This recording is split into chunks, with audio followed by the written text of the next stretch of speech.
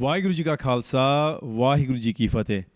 ਸੋ ਅੱਜ ਇੱਕ ਸਾਡੇ ਲਈ ਬਹੁਤ ਇਤਿਹਾਸਿਕ ਮੌਕਾ ਆ ਕਿ ਅਸੀਂ ਵਿਧਾਨ ਸਭਾ ਦੇ ਵਿੱਚ ਸਿੱਖ ਜੈਨੋਸਾਈਡ ਦੀ ਰੈਕਗਨੀਸ਼ਨ ਅਸੀਂ ਮਤਾ ਪੇਸ਼ ਕੀਤਾ ਅਤੇ ਉਹਦੇ ਲਈ ਅਸੀਂ ਆਸ ਕਰਦੇ ਹਾਂ ਕਿ ਇਹ ਪਾਸ ਹੋ ਸਕਦਾ। ਸਾਨੂੰ ਇਸ਼ਾਰਾ ਮਿਲਿਆ ਕਿ ਕੰਜ਼ਰਵੇਟਿਵ ਪਾਰਟੀ ਤੋਂ ਸਪੋਰਟ ਮਿਲ ਰਹੀ ਹੈ ਅਤੇ ਹਾਲੇ ਤੱਕ ਸਾਨੂੰ ਪੂਰਾ ਪਤਾ ਨਹੀਂ ਹੈਗਾ ਕਿ ਲਿਬਰਲ ਪਾਰਟੀ ਕਿਹੜੇ ਪਾਸੇ ਨੂੰ ਜਾਣਗੇ। ਸਾਨੂੰ ਆਸ ਤਾਂ ਹਾਲੇ ਹੈਗਾ ਆ ਕਿ ਸ਼ਾਇਦ ਉਹ ਵੋਟ ਇਸ ਮਤੇ ਦੇ ਹੱਕ 'ਚ ਪਾਉਣਗੇ। I'm really honored that I have this opportunity to bring forward a motion, a resolution in the Ontario Legislative Assembly to recognize 1984 November as a Sikh genocide. This is something that continues to impact our community. We feel trauma from it, and to recognize it as a genocide would be an amazing step forward for justice. ਮੈਨੂੰ ਤਾਂ ਬਹੁਤ ਮਾਣ ਮਹਿਸੂਸ ਹੁੰਦਾ ਕਿ ਮੈਨੂੰ ਇਹ ਮੌਕਾ ਮਿਲਿਆ ਕਿ ਅਸੀਂ ਜੋ ਸਾਡੇ ਨਾਲ ਇਹ ਘਟਨਾਵਾਂ ਹੋਇਆ, ਜੋ ਨਸਲਕੁਸ਼ੀ ਹੋਇਆ, ਉਹਨੂੰ ਨਸਲਕੁਸ਼ੀ ਤੌਰ 'ਤੇ ਰੈਕਗਨਾਈਜ਼ ਕਰਨਾ ਸਾਡੇ ਪੰਥ ਲਈ, ਸਾਡੇ ਕੌਮ ਲਈ ਬਹੁਤ ਜ਼ਰੂਰੀ ਹੈ। ਅਤੇ ਦੇਖਾਂਗੇ ਕਿ ਸਾਡੀ ਸਾਨੂੰ ਸਪੋਰਟ ਮਿਲਦੀ ਹੈ ਕਿ ਨਹੀਂ, ਅਤੇ ਥੋੜ੍ਹੇ ਸਮੇਂ ਦੇ ਵਿੱਚ ਪਤਾ ਲੱਗ ਜਾਊਗਾ। At the end of private member public business. Orders of the day. Ballot item number 47, private members notice of motion number 79. Mr. Singh. Member from Vermorley, Gore, Malton. Thank you very much, Madam Speaker. I move that in the opinion of this House, the Government of Ontario should recognize the state-organized violence perpetrated against the Sikhs throughout India as a genocide. Mr. Singh has moved private member notice of motion number 79 pursuant to section Standing Order 98. The member has 12 minutes for his presentation. Thank you very much, Madam Speaker. This issue, Madam Speaker, is so vitally important to the people of this province and particularly the people in my constituency, but it's an issue that impacts people across the world, the Sikh community, but not only the Sikh community, anyone who hails from South Asia. The problem that it currently exists, Madam Speaker, is that as it stands, the violence perpetrated against the Sikh community is referred to as a riot. It's often referred to as anti-Sikh riots. Madam Speaker, the problem is when you refer to this violence as a riot, it suggests spontaneous violence. It suggests that there was two groups that fought against each other. In fact, it casts aspersion and blame against communities who are innocent. The facts that are in this case are very clear. There was a Chief Justice of the Supreme Court of India. India's Supreme Court, a retired justice, Justice G.T. Nanavati, was commissioned to do a report which is called the Nanavati Report. In that report, he makes it abundantly clear these attacks were not spontaneous. He makes it clear that they could not have happened but for the organization of elected officials. He points out that public transit, the DTC, the Delhi Transit Commission, was used to bus in people from other locations so that these attacks could occur. In fact, the other reports point out that voter lists were used. Voter lists, which are tools for democracy, were used to identify homes that were Sikh homes, and then the mobs were directed to attack and kill those people. In addition, the police were told before this attack occurred to disarm and to remove any sort of weapons that could be used to protect themselves from Sikh homes. This is all done in a systematic and planned way. In fact, Hindu families, Sikh Muslim families put their own lives at risk to save their Sikh neighbors. They put their lives at risk to save their neighbors, and if it continues to be referred to as a riot, it does an injustice to those Hindu families who stood up to protect their own Sikh neighbors. It does an injustice to the Muslim families that almost risked death to protect their Sikh neighbors. It does a grave injustice because it's false. The truth of the matter is, the evidence all points to very clearly the fact that this was a state-organized attack. It was systematic, it was organized, it was planned, and it was to target anyone that was of Sikh descent. The garda that I wear on my wrist and other articles of faith were used as the identifiers that this person would be killed. Now, the evidence, as I said, is outstanding, but it's important to frame this and to understand why it's so important.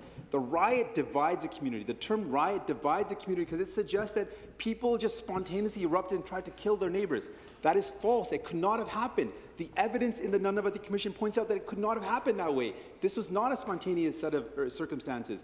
And it wasn't neighbors that were killing neighbors. There were people that were bussed in from outside. They were organized. They were directed to do this. In fact, the Nanavati Commission points out that key elected officials from all levels of government, there's evidence, there's affidavits, they point to them being responsible for organizing these attacks. So it's important that we move away from the language of riot, which divides our community, and move towards the language of genocide, which casts the blame on the true organizers of this attack. This attack didn't only impact people in New Delhi, which was the concentration of the attack, but impacted people across India.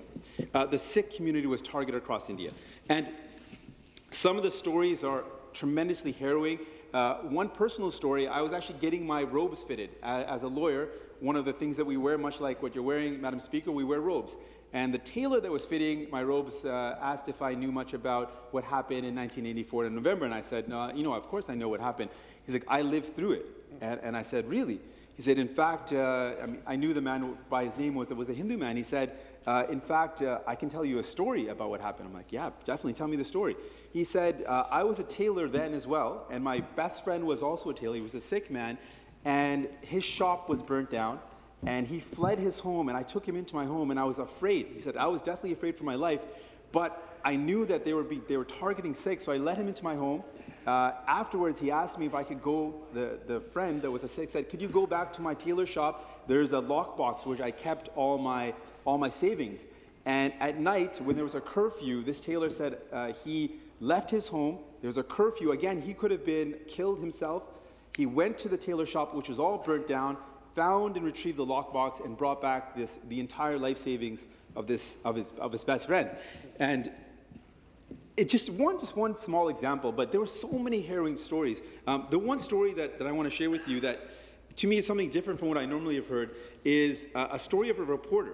Now, we've heard, I've met witnesses, I've met survivors who talk about what they've experienced. They tell me how horrific it was to see their family members slain in front of their eyes, the fact that they saw their brothers being killed. Many Sikh men were targeted because of the very visible identity of being a Sikh, but women were targeted if they wore a kada, which is that steel bracelet. So the articles of faith were used to identify someone and to kill them. One of the things, though, that I was really, it impacted me a lot, was a story by Rahul Bedi, who is a Delhi-based correspondent writing for the BBC. And in this story, he writes, when he was a reporter with the Indian Express newspaper. And he talks about being with two colleagues and visiting the area where the attacks occurred right after the funeral of Mrs. Gandhi. And he talks about walking through laneways littered with bodies. He sees body parts that were hacked off, hair that was brutally hacked off of people's heads. At one point, he went to certain tenements, certain buildings where the bodies were piled up so high that the drainage was blocked and there was flooding going on in the streets. He went to a certain area and noticed a mother that was polio afflicted holding on to her daughter. They went to lift the daughter up to see if she needed some care, and the woman just froze in terror and screamed out because she thought this was someone else that was going to kill her child. They saw this reporter who's writing after the fact, writes about seeing a young child that was hiding underneath a bed, and in that room that the child was hiding was littered with dead bodies. The child had wrapped a cloth around his stomach because of a wound that he had suffered and was hiding there to survive. They took that child to the hospital. That child later on passed away. They were at this location. 24 hours later, police arrived, but the carnage had already left, so many already dead. And the reporter writes, police arrived in Tirulokpilli 24 hours later when the Indian Express revealed the horrific massacres. Sadly, there were no Sikhs left to protect.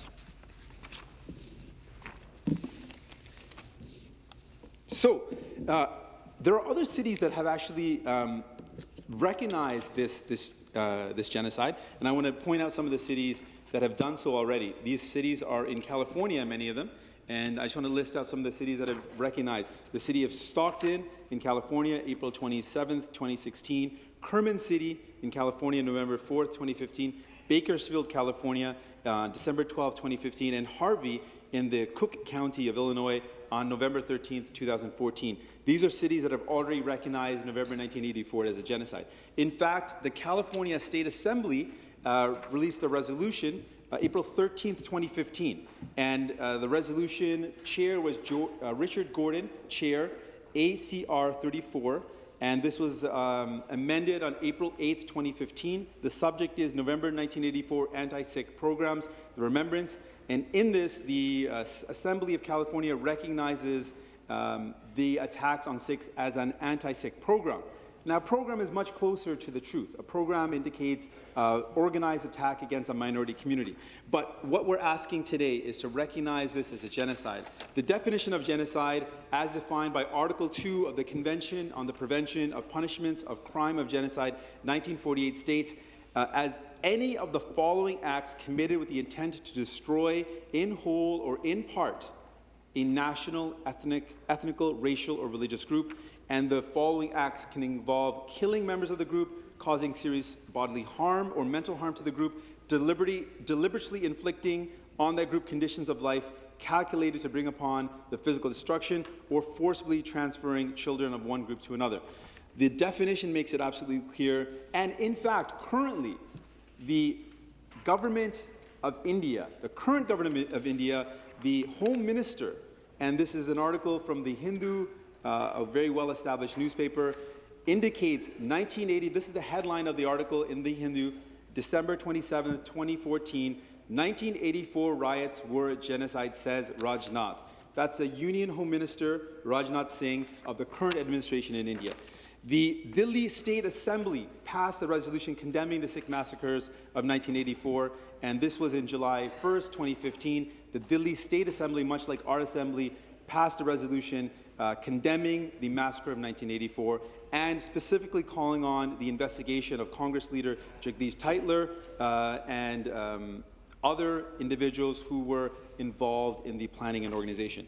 Listen, Madam Speaker, this is an issue that is so deeply important. In order to ensure that there is reconciliation and healing, the first step for reconciliation and healing is to ensure that the harm that a community suffered was recognized, and to also eradicate any misconception that this is two communities fighting against each other. There's a horrible misconception that this was somehow a Hindu-Sikh conflict. It was never a Hindu-Sikh conflict, and I want to highlight that. Hindu families put their lives at risk to protect Sikhs.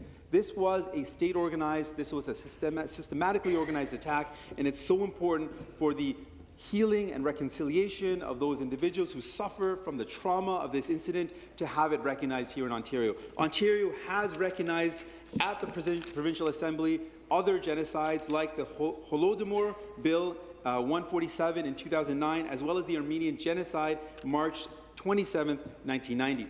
So there is a precedent for this assembly to recognize genocide. This assembly has recognized it before. This would do a great justice to the people that are suffering. It would clear up the misconception, which is very harmful. The notion of a genocide unites communities. It says it's not the community's fault. It was those who were organizers, the state that was in organizing this attack. It was not community members. It was not your neighbors that were responsible. This would bring people together instead of dividing people. The terminology riot continues to divide our community, continues to hurt the community, and it doesn't offer an opportunity for healing and reconciliation. People fled the human rights violations in India. They fled this genocide. They fled the attacks in November of 1984 to come to Canada. Canada is a beacon of human rights, a place where human rights are celebrated and protected. Let's send a message that we denounce these acts of violations against human rights, we denounce genocide, and we support human rights. Thank you. Thank you. Further debate. Before I recognize from Mississauga, I just want to remind all the visitors, you're here to witness the debate. You're not allowed to participate, whether it's clapping or any other forms. So the member from Mississauga, Arundel, thank you. Madam Speaker, this is a great opportunity for me to speak on this important subject matter, but before I do, I actually want to recognize the members of the Sikh community who are in the legislature to watch this debate. Madam Speaker, the strength of our province is rooted in the diversity of our people. Ontario is proud to be home to a vibrant Sikh community. that has contributed immensely to the life of our province. The principle of Sikhism, honesty, hard work, and service to others resonate with all Ontarians and represent vital building blocks of a strong society. The Sikh community is integral to the stability and success of our country. From working in the logging and forestry industry to building the railway to fighting on behalf of Canada in World War I, the Sikh community has played an important role in Ontario and Canada. Madam Speaker, we are debating a motion pertaining to the events of November 1984 in India. This week, we mark the 32nd anniversary of the invasion of the Golden Temple. Earlier this year, as a part of Premier Wind's trade mission to India and Punjab, I had the honor to visit Golden Temple again.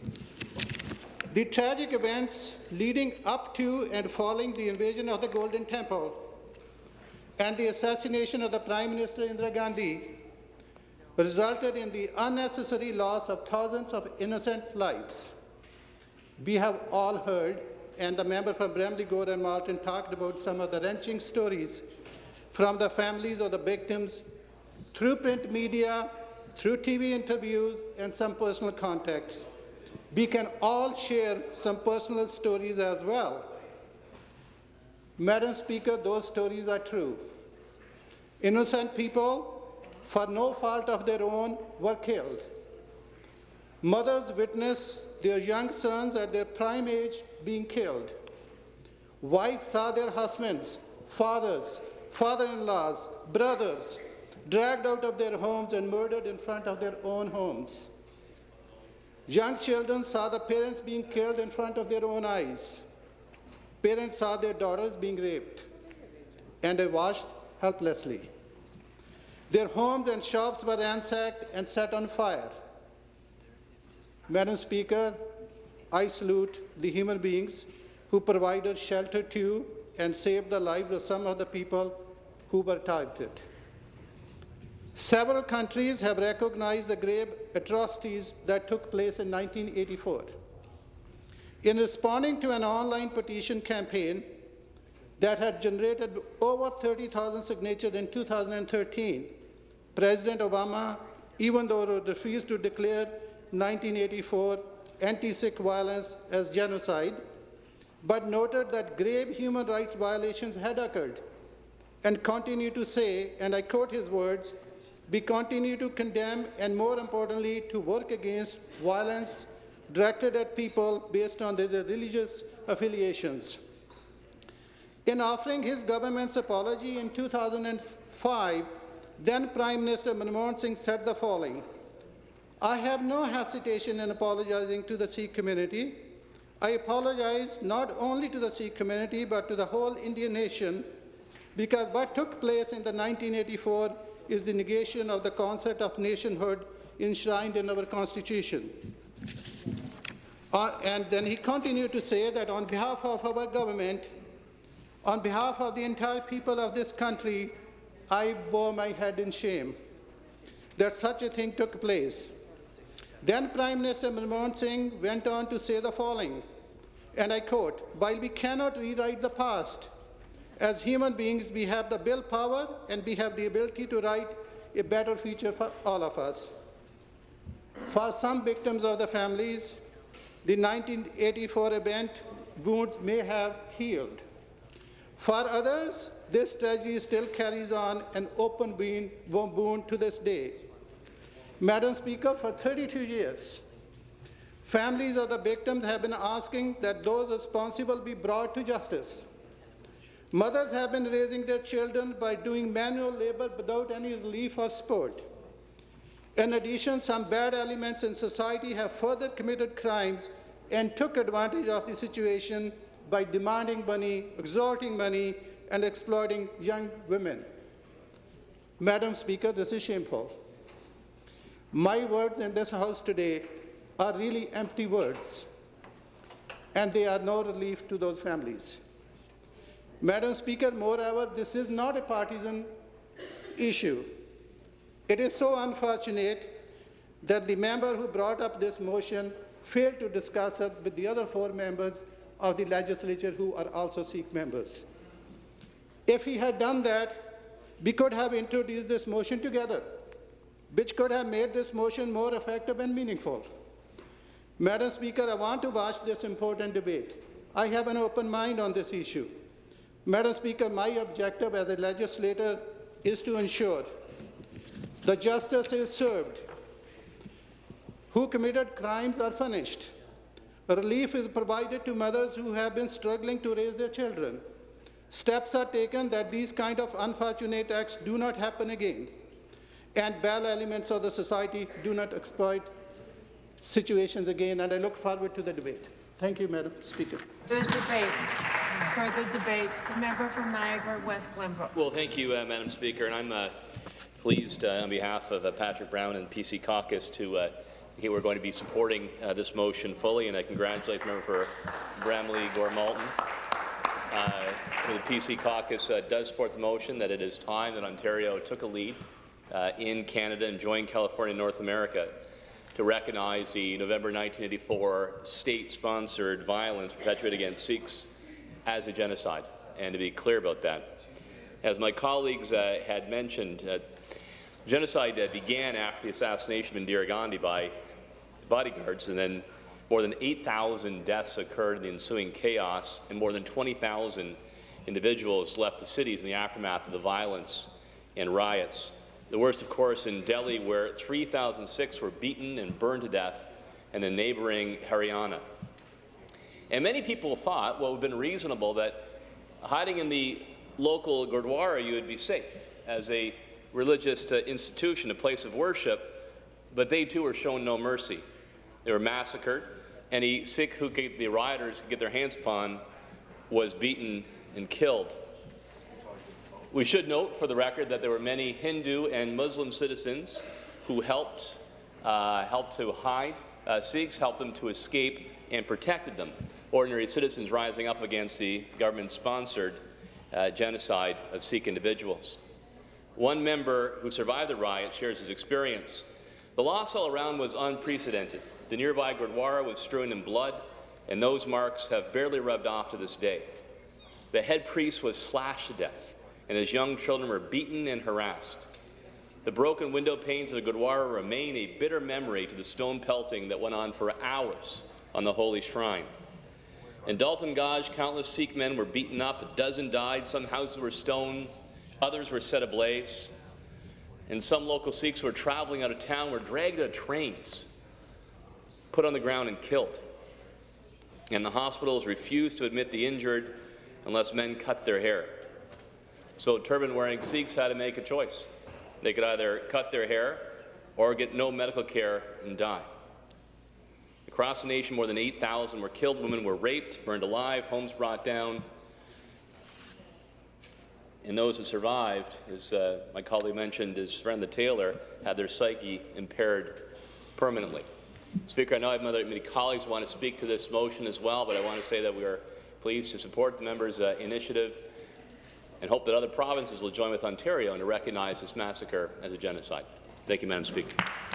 Further debate. The member from Oshawa. Thank you very much, Madam Speaker, and I would like to thank my colleague, the member from Bramley Gore-Malton, for introducing this motion, which, as we know, states that in the opinion of this House, the Government of Ontario should recognize the November 1984 state-organized violence perpetrated against the Sikhs throughout India as a genocide. As always, my colleague is a tireless crusader against injustice for which he continues to distinguish himself, and I am proud to be a member of the same caucus. Usually we rise to speak on local, specific issues, but today we have the opportunity to speak to a motion of a broader reach in terms both of history, of future, and human rights. Speaker, this is an important motion which recognizes the intent of the anti-Sikh violence that occurred in India in 1984 and denounces all intolerance and violence across the globe that stems ultimately from hatred. It is important that we have an official position as a province to ensure that we remember the thousands of victims who lost their lives during this genocide, and a formal resolution renews the call to bring the perpetrators ultimately to justice.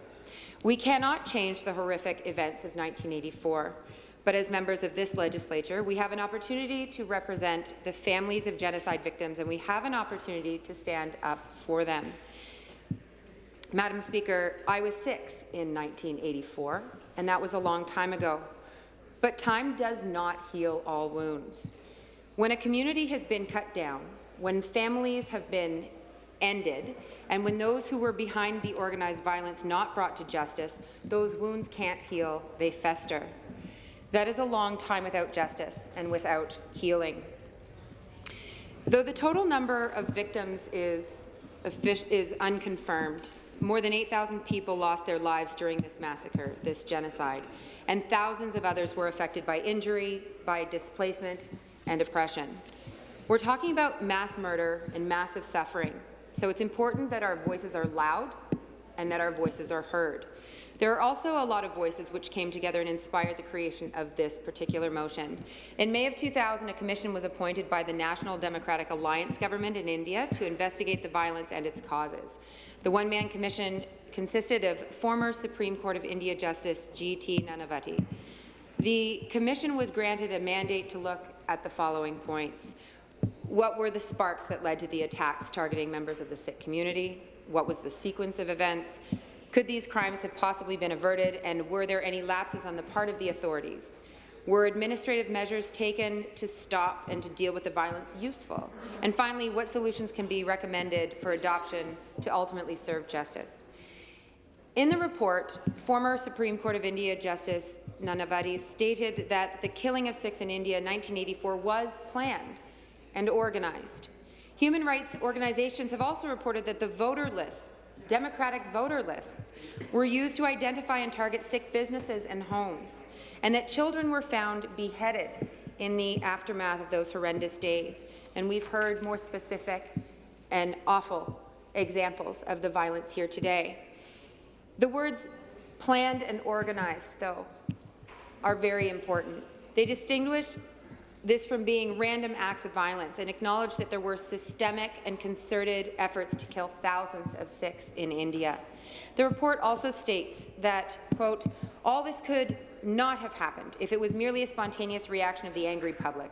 The systematic manner in which the Sikhs were thus killed indicate that the attacks on them were organized. It also says, quote, there is also evidence on record to show that on October 31st, 1984, either meetings were held or persons who could organize attacks were contacted and given instructions to kill Sikhs and loot their homes and shops.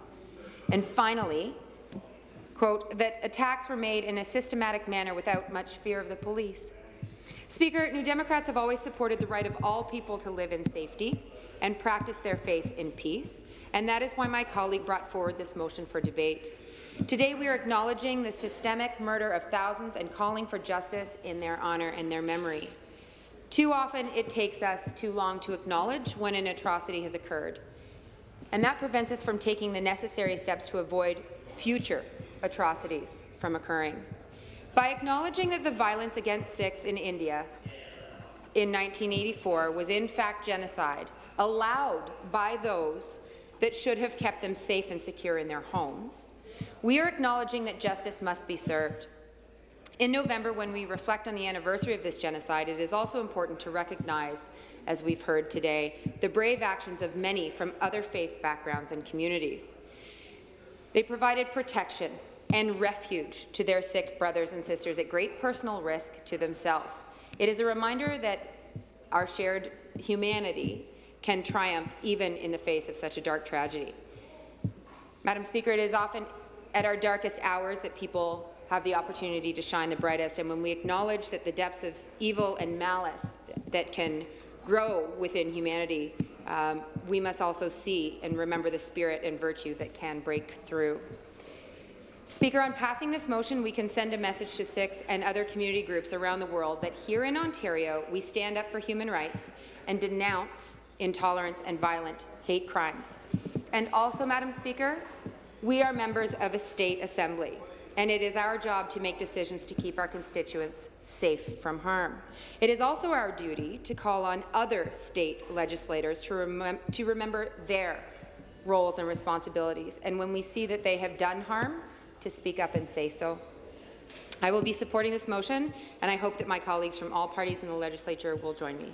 Thank you. Further debate. Further debate. I recognize the member from Beaches East York. Well, thank you, Speaker. I appreciate very much this opportunity to respond to this motion from the member from Brampton Gore Malton, and I respect very much his intention in bringing the motion forward. As a Sikh member of the Sikh community and the emotions attached to what happened in 1984, I know this is a powerful and very important emotional issue for him and the community that he represents.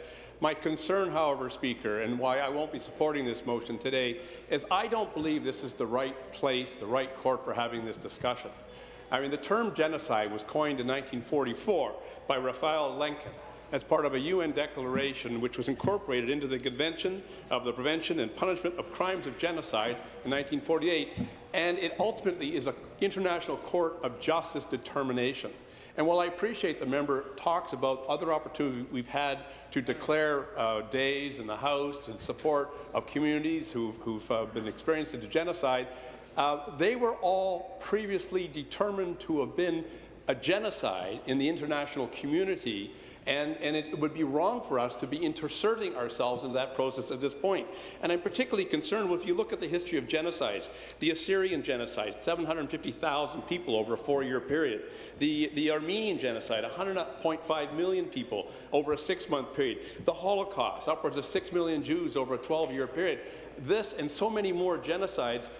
We don't want to in any way diminish how atrocious the genocides were, but at the same time we recognize how horrific what happened in 1984 was to the Sikh community. It was absolutely, and we stand strong with our Sikh friends all across this province in declaring what happened there, as the Americans have done, as a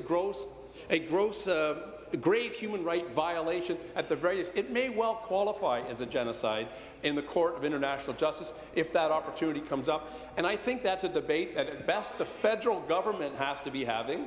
And if the member for Brampton Gore Malton is successful in his endeavours to become a representative at the federal level, he can bring that, so they can then bring that to the international community, Speaker. So for those reasons, I'll be voting against this motion.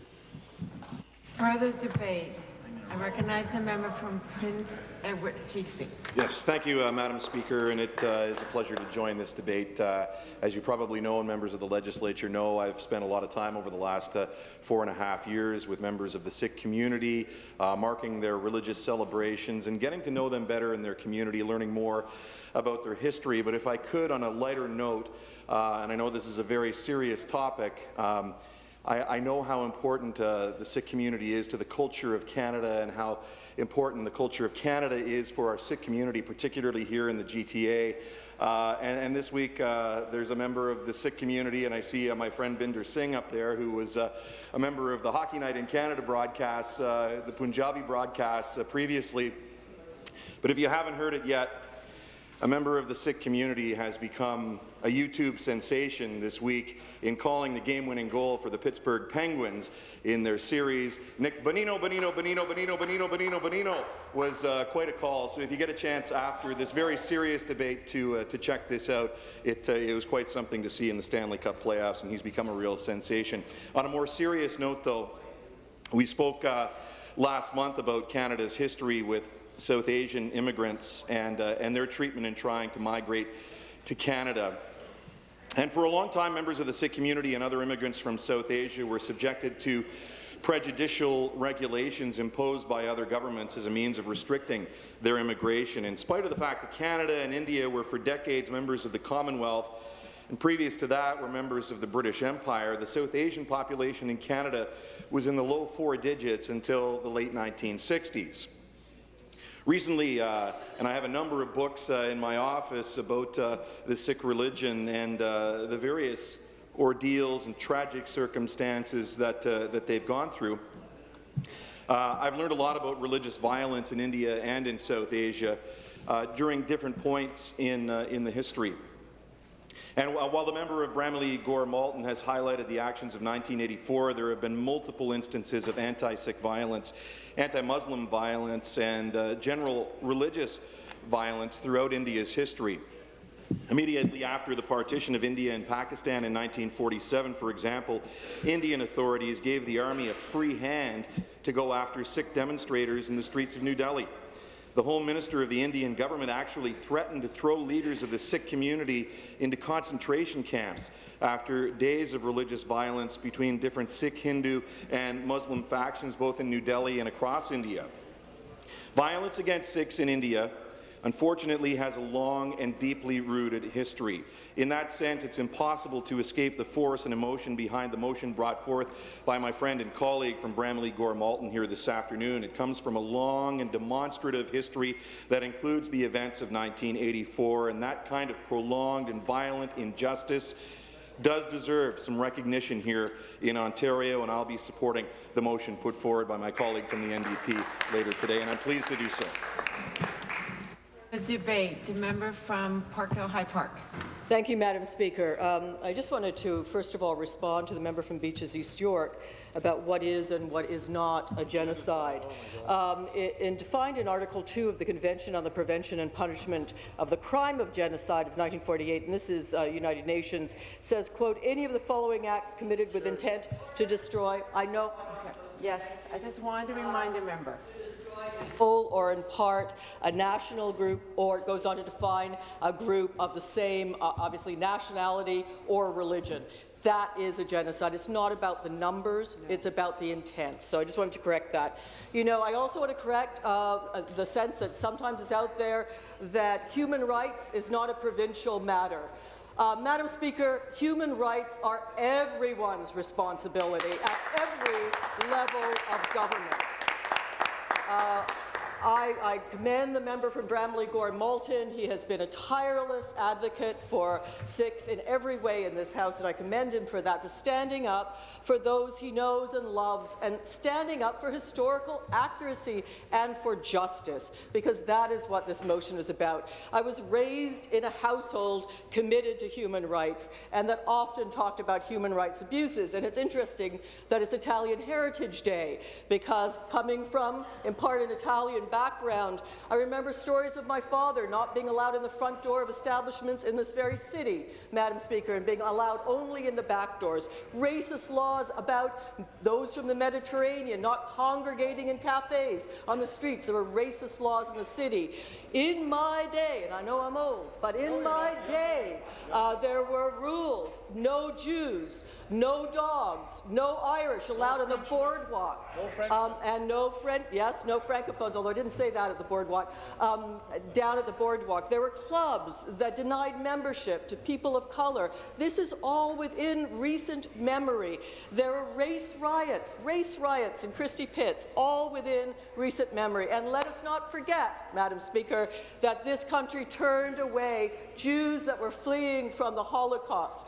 We also have an amazing history in this chamber of supporting human rights, and we should celebrate that in a nonpartisan way. The very first tri-party bill was against the Holodomor, declaring it as a genocide, where Russia, and I was happy to be a co-signatory of that, where, again, Stalin forcibly starved to death 8 to 10 million Ukrainians. That was done in this House. Our federal government talked about the Armenian genocide. Recognizing and naming genocide as genocide is a proud tradition in both legislative bodies. I also want to mention something a little bit more recent in my own riding and how this could flare up overnight. This was only 1984 that these events took place. This was 1984 that these events took place. People lived through them. They remember them. There are families who lost loved ones who are still alive and in our communities here in Toronto.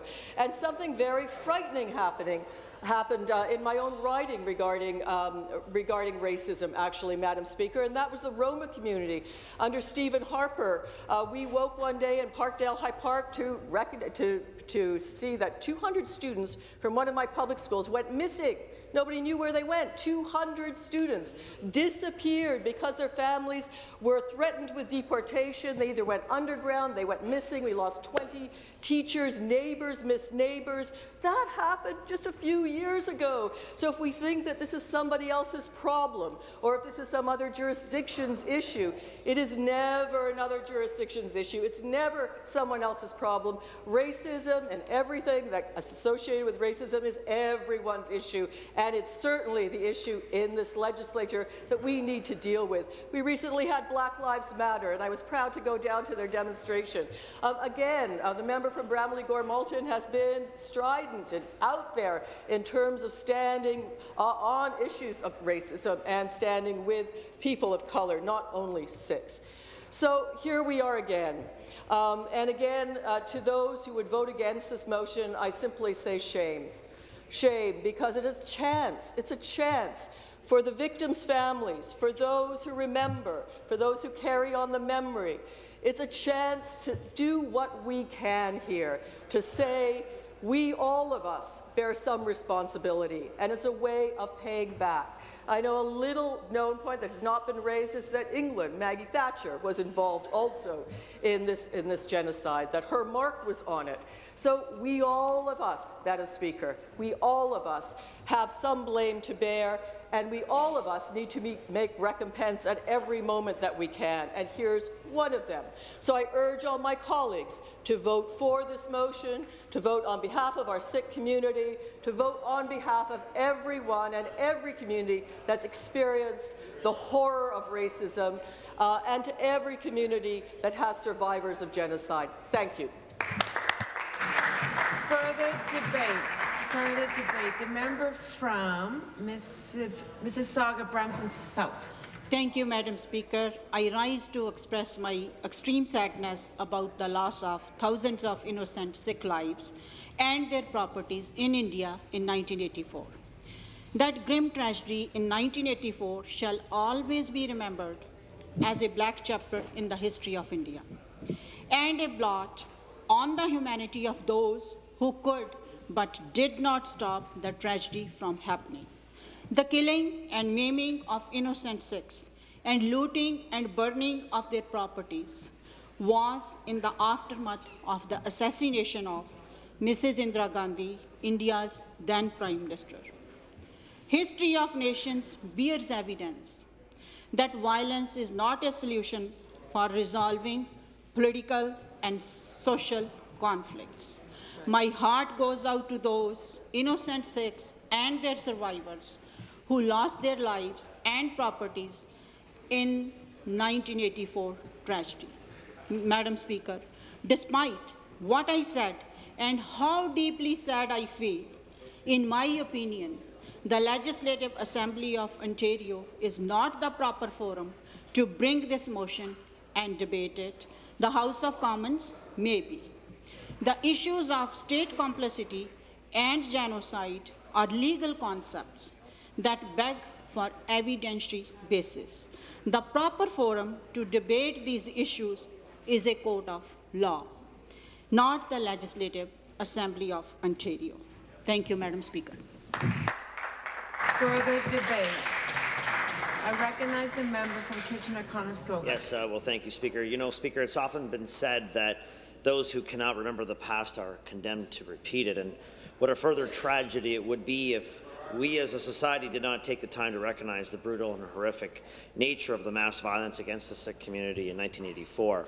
What a further tragedy it would be if we as a society did not learn lessons from these sad events now over 30 years ago to prevent similar sector-based carnage from repeating itself. Of course, over 30 years after the tragic events, many questions remain as to the lack of justice for the victims and their family members. And while true justice in the face of unspeakable tragedies like those we are discussing today may never be fully realized, we fail as a society if we don't work to right the wrongs that we can all agree have taken place.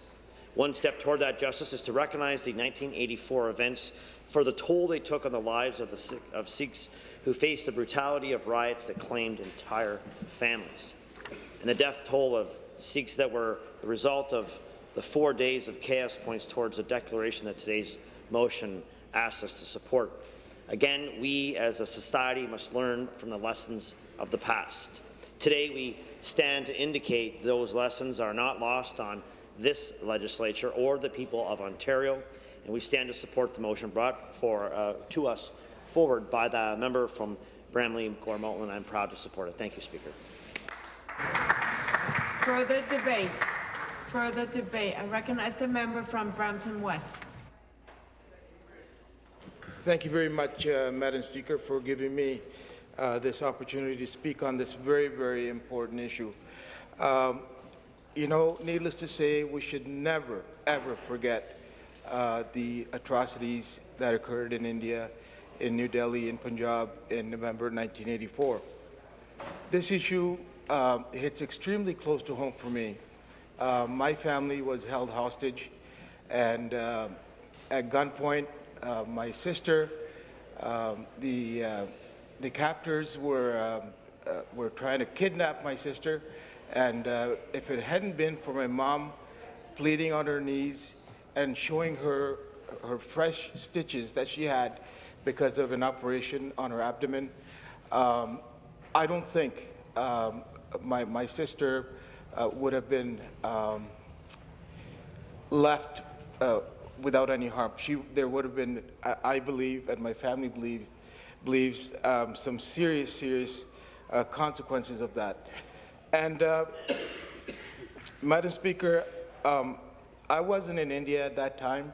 I remember my father telling me stories of gasoline being poured down the mouths of innocent people and then lit on fire. These are extremely serious events that happen, and we should never, ever forget them. And as the member from Mississauga Arundel stated, had all the other Sikh members and other members been involved in bringing this motion forward, I certainly believe it could have been a lot more stronger and a lot more beneficial.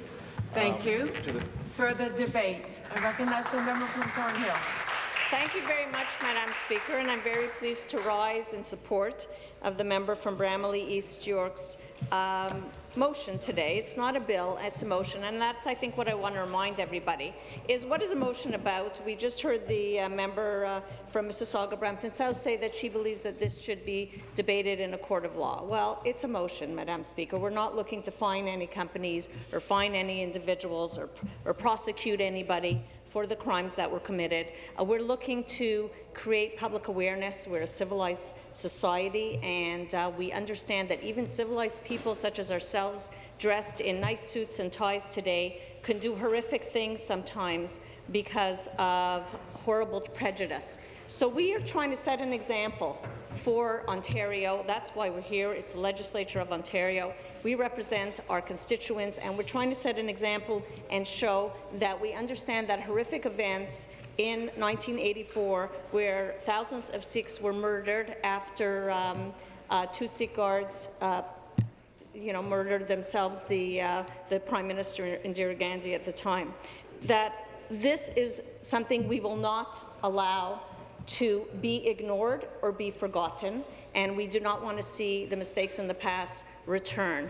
I myself have spoken here about the Armenian genocide, I've spoken about the Rwandan genocide, I've spoken about the Holocaust, I've spoken about the Yazidis and the Christians, which are right now experiencing a genocide in the Middle East.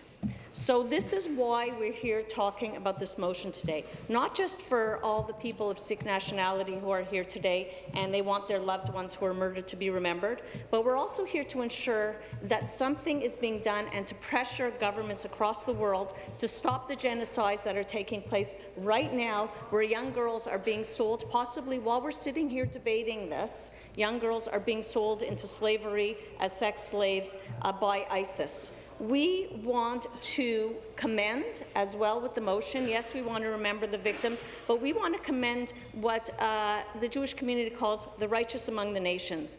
And we refer to those individuals who, during the Holocaust, saved Jewish lives, hid Jewish families, and took in children and called them their own during the Holocaust, and then tried to find the relatives even afterwards. They would bury in the ground, because they didn't want the papers to be found in their home, that they would bury in a jar in the ground names of the children and their relatives so that it wouldn't be forgotten, and try to reunite the families afterwards. So I obviously commend the member for bringing it forward. Yes, of course, anytime you are killing somebody because of their religion, it is a genocide. It means you are trying to destroy that culture and wipe them from the face of the earth. We understand that it's certainly more than just riots, which would be spontaneous and not state-sponsored. We want to ensure that everybody in Ontario understands that hatred will not be allowed, that will not be tolerated, and to also understand that, yes, we want everybody in Ontario to hold on to their culture and their religion and their past and to remember it, and to be proud of their heritage, and to understand that by knowing your heritage and celebrating your heritage, that you're raising yourself up, that you're a better person and you're better for our society for that, and to invite us to celebrate with you so that we can learn about your culture as well. We will not allow people to somehow feel better about themselves by putting somebody else down. That's not what we're here for. That's not what we stand for. And, Madam Speaker, we are not going to allow that to happen in our Ontario. So thank you again for bringing the motion forward, and we on this side of the House are happy to support. We'll return to the member from Bramalea Gore Malton to wrap up this round of debate. Thank you very much, Madam Speaker. I want to personally name the members that spoke in favour of the motion. I think it's very important. I want to acknowledge the member from Niagara West Glanbrook, the member from Oshawa, my colleague, the member from Parkdale High Park. I want to also acknowledge, again, the member from Kitchener-Conestoga and the member from Thornhill. Thank you very much. It touches me to my heart and to the people here today. This issue is something that's so powerfully important, and some of the members touched on why it's so important. When you acknowledge an injustice against one community, it's to prevent injustice against other communities. I really hold strongly to the belief that injustice against one is truly injustice against all. I celebrate the Armenian community when they were able to achieve that recognition of genocide, and I celebrate the hard work of the Ukrainian community when they were able to acknowledge their genocide. Last month was Tamil Genocide Remembrance Month, and it's a powerful reminder of how important it is to acknowledge genocides that occur. And there are ongoing injustice that happens around the world. So anytime we make a clear statement recognizing this type of violence as a genocide, we're making a strong statement to reject these types of acts around the world, and we're calling for a renewed commitment to fighting for human rights and defending against injustice. This would be such a powerful statement. It would impact so many people, and it would right such a grave misconception and injustice that these attacks were riots or these attacks were spontaneous. It is so powerfully important to define what happened as a genocide, not just to give honor to the survivors, to the Sikh survivors, but to honor any community in the world that's seeking equity, any community in the world that's facing injustice, to honor any community that's facing a genocide. Injustice against one is injustice against all. Let's stand together against this type of crime.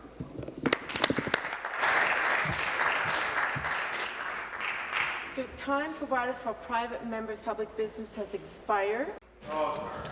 Okay. Mr. Singh has moved private member notice motion number 75. All those in favour, please rise and remain standing until recognized by the clerk. Mr. Singh. Mr. Singh. Mr. Arnott. Mr. Arnott. Mr. Hardiman. Mr. Hardiman. Mr. Clark. Mr. Clark. Mr. Bisson. Mr. Bisson. Ms. DeNovo. Ms. DeNovo. Mr. Tabbins. Mr. Tabbins. Mr. Natashak. Mr. Natashak. Mr. Barrett. Mr. Barrett. Mrs. Monroe. Mrs. Monroe. Mr. Hudak. Mr. Hudak. Mr. McLaren. Mr. McLaren. Mr. Bailey. Mr. Bailey. Mr. Smith. Mr. Smith. Mr. Harris. Mr. Harris. Ms. Marteau. Ms. Marteau. Mr. McDonnell. Mr. McDonnell. Mr. Pettipies. Mr. Pettipies. Mr. Coe. Mr. Coe. Mr. Mata. Mr. Monta. Mr. Hatfield. Mr. Hatfield. Ms. French. Ms. French. All those opposed, please rise and remain standing until recognized by the clerk.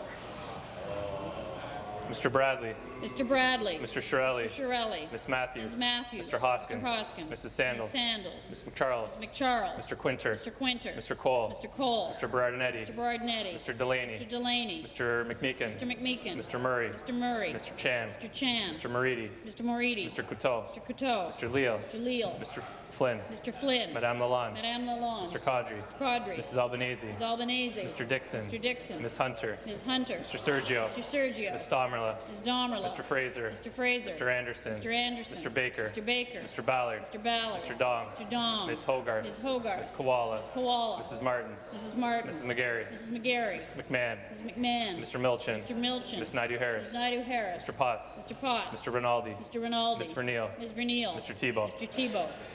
Mr. Brown.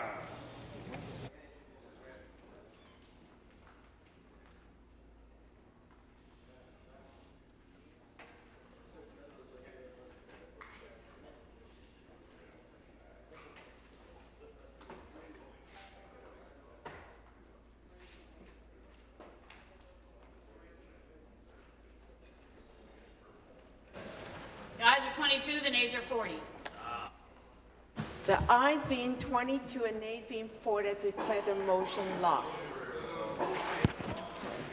ਹਾਂਜੀ ਅਸੀਂ ਅੱਜ Queen's park ਅੰਟੇਰੀਓ ਦੇ ਰਾਜਧਾਨੀ ਦੇ ਵਿੱਚ ਜਿਹੜੇ chamber ਦੇ ਵਿੱਚ ਆਏ ਹਾਂ ਜਿੱਥੇ ਜਿੱਥੇ ਅੱਜ ਬੜੇ ਇਤਿਹਾਸਿਕ ਜਗਮੀਤ ਸਿੰਘ ਨੇ ਜਿਹੜੇ NDP ਦੇ MPP ਆ ਉਹਨਾਂ ਨੇ ਇੱਕ ਵੋਟ ਮੋਸ਼ਨ ਲੈ ਕੇ ਆਏ ਸੀਗੇ ਸਿੱਖ ਜੈਨੋਸਾਈਡ ਬਾਰੇ ਅਤੇ ਉਸ ਦੇ ਸੰਬੰਧ ਵਿੱਚ ਜਿਹੜੀ ਉਹ ਵੋਟ ਆ ਉਹ ਆਪਣੇ ਹੱਕ 'ਚ ਨਹੀਂ ਪਈ ਜਿਹੜੀ ਲਿਬਰਲ ਸਰਕਾਰ ਸੀਗੀ ਉਹਨਾਂ ਨੇ ਓਵਰ ਵੀਟੋ ਕਰਤਾ ਬਟ ਜਿਹੜੀ NDP ਦੇ ਜਿੰਨੇ ਵੀ ਨੁਮਾਇੰਦੇ ਸੀ ਅਤੇ ਕੰਜ਼ਰਵੇਟਿਵ ਪਾਰਟੀ ਦੇ ਜਿੰਨੇ ਨੁਮਾਇੰਦੇ ਸੀਗੇ ਉਹ ਸਾਰਿਆਂ ਨੇ ਹੱਕ 'ਚ ਵੋਟ ਪਾਈ ਸੀ ਵੀ ਜਾ ਕੇ ਜਿਹੜੀ ਸਿੱਖ ਜੈਨੋਸਾਈਡ ਆ ਉਹ ਮਤਲਬ ਜੈਨੋਸਾਈਡ ਸੀਗਾ ਵੀ ਉਹ ਸ਼ਰੇਆਮ ਕਤਲੇਆਮ ਸੀਗਾ ਅਤੇ ਸਾਡੇ ਨਾਲ right now ਸਾਡਾ very good friend of the Sikh community. He's a very good personal friend of mine, Todd Smith. He's the conservative MPP from Peterborough. Prince Edward Hastings, but it's Peterborough. Beautiful Lake District and beautiful area. Todd, welcome. Good to see you, Binder. Yeah. So Todd, there's a lot we can talk about, but let's focus on this vote today. Your party has come out openly in support of many issues within the Sikh community. Yeah, absolutely. We know how important the Sikh community is to the GTA and to Toronto and to Ontario and to our country for that matter. We've opened the doors many times in Canada to Sikh Canadians who are fleeing massacres that were occurring in their home country in India. We've opened the doors to many, many different cultures to come to Canada. We have been that beacon of hope for so many people around the world. And when it comes to the 1984 genocide, or at least what we debated today was a genocide, unfortunately the Liberal Party in Ontario, the Liberal government in Ontario, decided not to support the bill that would acknowledge, or at least the motion from the member of the NDP, the motion acknowledging that this was a genocide. It just seems to me that over the last several months we've seen the Ontario government turning their backs on the Sikh community, and today was another example of that. Why do you think that so-called majority Liberal government is turning their backs? I mean, they have Sikh MPs there. The NDP has one. Right. You guys at the moment don't have any, but you guys are actually, your leader Patrick Brown, yourself, and some of the other MPs, former leader Tim Hudak. I mean, you guys all spoke so brilliantly and masterfully today. Yeah, no, thank you. And I think we understand what has happened in the past, particularly in 1984. And you heard some horrific stories, remembering what that was like, and the type of murders, and they were murders that were happening inside and outside of the Gurdwara. I mean, so many people had fled to the Gurdwara thinking that would be a safe haven. Clearly it wasn't, and this was state organized genocide that occurred in India back in 1984. Why did the Liberals vote against it?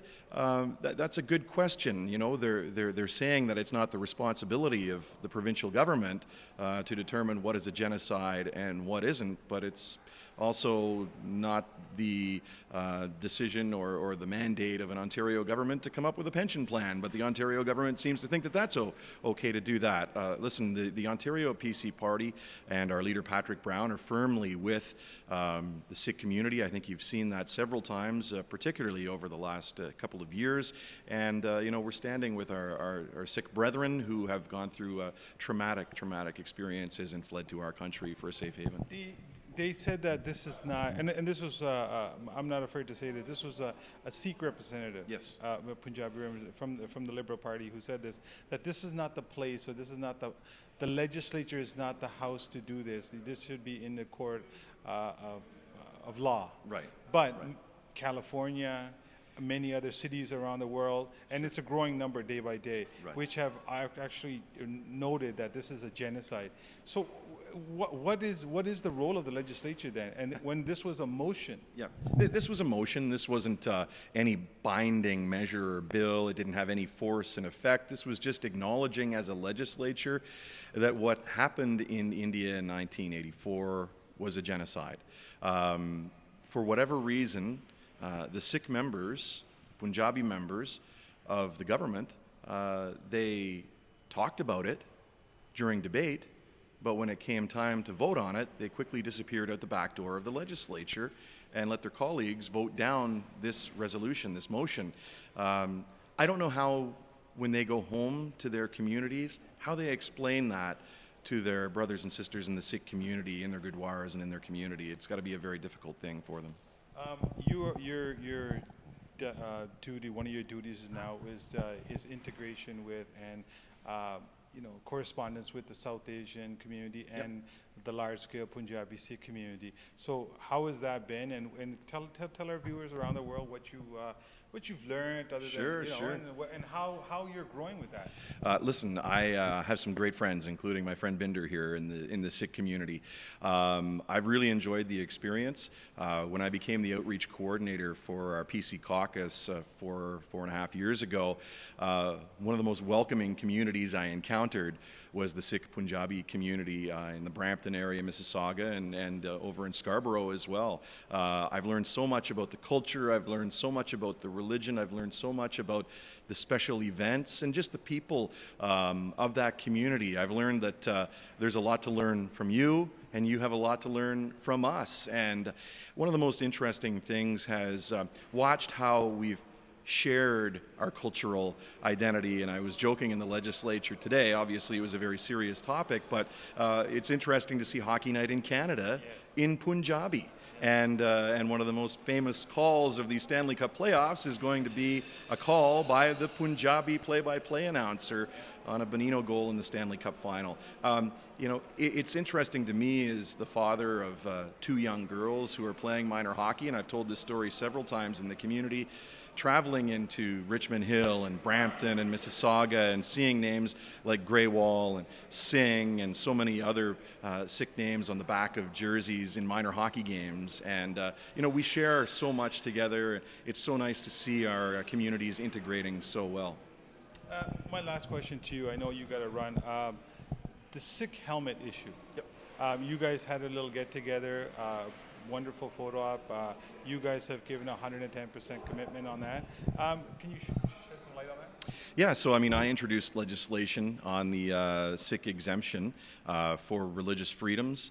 Obviously, it would have to be a turban-wearing Sikh who would be exempted from this restriction, I guess, or legislation as it currently stands under the Highway Traffic Act for religious reasons. It's something that our leader, Patrick Brown, is fully in support of as well.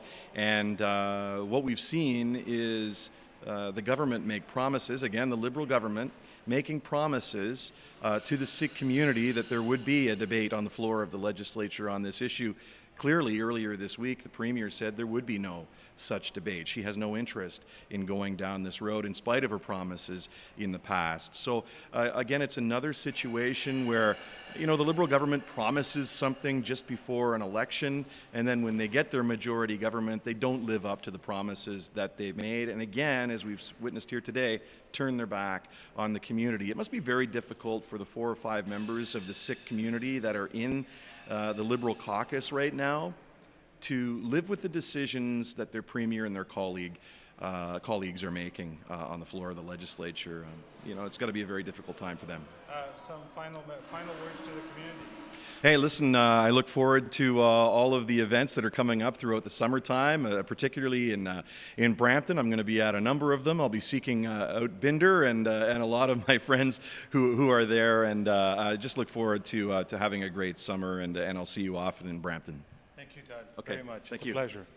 Waheguru ji ਕਾ ਖਾਲਸਾ ਵਾਹਿਗੁਰੂ ਜੀ ਕੀ ਫਤਿਹ ਵਾਹਿਗੁਰੂ ਜੀ ਕਾ ਖਾਲਸਾ ਵਾਹਿਗੁਰੂ ਜੀ ਕੀ ਫਤਿਹ ਅੱਜ ਅਸੀਂ ਹੁਣ Queen's park ਦੇ legislature ਦੇ ਵਿੱਚ ਬੈਠੇ ਹਾਂ ਜਿੱਥੇ ਸਾਡਾ MPP ਸਾਡੀ ਕੌਮ ਦੇ ਇੱਕ ਸ਼ਾਨ ਆ ਸਰਦਾਰ ਜਗਮੀਤ ਸਿੰਘ ਜੀ ਜਿਹੜੇ MPP ਆ NDP ਪਾਰਟੀ ਵੱਲੋਂ ਇਹਨਾਂ ਨੇ ਹੁਣ ਅਸੀਂ ਇਹ ਵੋਟ ਦੇ ਵਿੱਚੋਂ ਆਏ ਆ ਜਿਹੜਾ ਹੱਕ ਜਿਹੜਾ ਅਸੀਂ ਚਾਹੁੰਦੇ ਸੀਗੇ ਜੇ ਮੋਸ਼ਨ ਇਹ ਲੈ ਕੇ ਆਏ ਸੀ ਸਿੱਖ ਜੈਨੋਸਾਈਡ ਦਾ ਉਹ ਅੱਜ ਨਹੀਂ ਪਾਸ ਹੋਇਆ ਉਹਦਾ ਵਜ੍ਹਾ ਕੀ ਆ ਕਿਉਂ ਕਰਕੇ ਜਿਹੜੀ ਹਕੂਮਤ ਦੇ ਵਿੱਚ ਲਿਬਰਲ ਪਾਰਟੀ ਮੈਜੋਰਟੀ ਦੇ ਵਿੱਚ ਆ ਨੋਟ ਕਰਨ ਵਾਲੀ ਗੱਲ ਇਹ ਆ ਦਰਸ਼ਕੋ ਜਿਹੜੇ 4 ਸਾਡੇ ਸੀਗੇ ਪੰਜਾਬੀ ਸਿੱਖ MP ਉਹ ਤਾਂ ਉੱਠ ਕੇ ਚਲੇ ਹੀ ਗਏ ਪਰ ਪਹਿਲਾਂ ਉਹ ਬੋਲੇ ਵੀ ਸੀਗੇ ਅਤੇ ਉਹ ਆਪਣੇ ਐਸਾ ਵਧੀਆ ਬੋਲੇ ਆ ਇਹ ਕੋਈ ਸ਼ੱਕ ਨਹੀਂ ਵਧੀਆ ਬੋਲਿਆ ਵੀ ਜਾ ਕੇ ਸਾਡੇ ਸਿੱਖਾਂ ਦੇ ਨਾਲ ਹੋਰ ਕਮਿਊਨਿਟੀ ਦੇ ਨਾਲ ਧੱਕਾ ਹੋਇਆ ਸੀ ਪਰ ਜਿਹੜਾ ਉਹ ਧੱਕੇ ਦੇ ਵਿੱਚ ਜੋ ਟਾਈਮ ਆਇਆ ਸੀ ਵੋਟ ਪਾਉਣ ਦਾ ਉਹ ਸਾਰੀ ਲਿਬਰਲ ਪਾਰਟੀ ਨੇ ਸਾਡੇ ਖਿਲਾਫ ਵੋਟ ਪਾਈ ਆ PC ਪਾਰਟੀ ਨੇ ਫੁੱਲ ਸਪੋਰਟ ਦਿੱਤੀ ਆ ਜਿੱਥੇ NDP ਦਾ ਮੋਸ਼ਨ ਸੀਗਾ ਅਤੇ ਸਰਦਾਰ ਜਗਮੀਤ ਸਿੰਘ ਨੇ ਬਹੁਤ